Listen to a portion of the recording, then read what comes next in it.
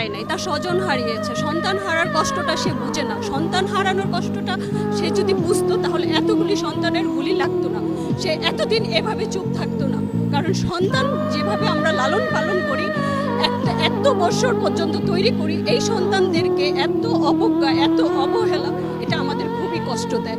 একটা ব্যান থেকে একটা বাচ্চাকে এভাবে টেনে হিসড়ে ফেলে, আমরা কুকুর বিড়ালকেও এইভাবে ফেলি না। সে একটা সন্তানকে কেন, সন্তানকে আমাদের এতই নিকৃষ্ট বা এতই, আমি এই সন্তানের কষ্ট, এটা আমার সবচেয়ে বেশি ব্যথা দেয়। আমি এটা নিতে পারি না যখন ব্যান থেকে এমনভাবে তাকে টেনে হিচড়ে ফেলে দেয়, তার উপনাঙ্গ দেখা যায়। এটা কত কষ্টের, কত অপমানজনক, এটা খুবই লজ্জার। এটা আমি আমার প্রচন্ড, এটা বুলেট আঘাতের থেকে এটা বেশি আমার গায়ে লাগে। এটা আমি নিতে পারি না, কারণ আমার 3টা সন্তান আছে। আমি এই 3টা সন্তানকে কত কষ্ট করে বড় করেছি সেটা আমি জানি, আর আমার আল্লাহ জানে।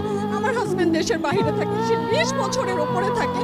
আমি এই সন্তানগুলোকে স্কুল, ইউনিভার্সিটি এই পর্যন্ত আমার নিয়ে আসতে, আমি জানি আমার কি ত্যাগ, আমার কি কষ্ট।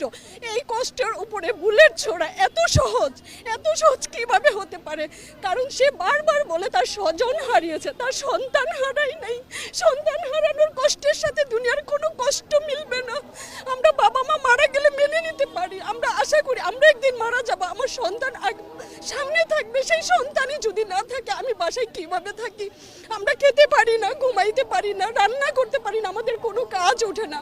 কালকে সারাটা রাত ঘুমাইতে পারি না। 11 নম্বর সেক্টরে যে অবস্থা, কারণ এই স্কুল থেকে আমার বাচ্চা বের হয়েছে, মাইল এসেছে, তাদেরই কত সহপাঠীগুলি মারা যাচ্ছে। আমার মেয়ে দেশের বাইরে থেকে সে প্রচণ্ড কষ্ট পাচ্ছে যে আম্মু এটা কিভাবে শেষ করা যায়। কারণ আমার সন্তানটা, আমার ছেলেটা যখন বের হয় বা আমি টেনশনে থাকি, আমার বাসায় কি পুলিশ আসবে? আমার মেয়েটা যখন মা বাসায় আর কিভাবে থাকবো, তখন পারি না, তখন ছেলে মেয়ের সাথে নিয়ে চলে আসছি। আর পারতেছি না, আর সহ্য হয় না। এই সহ্যের কতদিন অবসান হবে আমি জানি না, কিন্তু আমরা এভাবে শেষ হয়ে যাচ্ছি। এভাবে সন্তানের বুকে গুলি করার আগে আমাদেরকে করুক, সন্তানকে শেষ করার আগে তাদের গার্জিয়ানের বুকে গুলি চালানো হোক। তাহলে দেখবেন আর কেউ দাঁড়াবে না, কেউ বলবে না, আগে আমাদেরকে মেরে ফেলুক। যদি আমরা কথা বলতেই না পারি, কথা বলার সুযোগই যদি না দিতে চাই, তাহলে আমাদেরকে মেরে ফেলুক।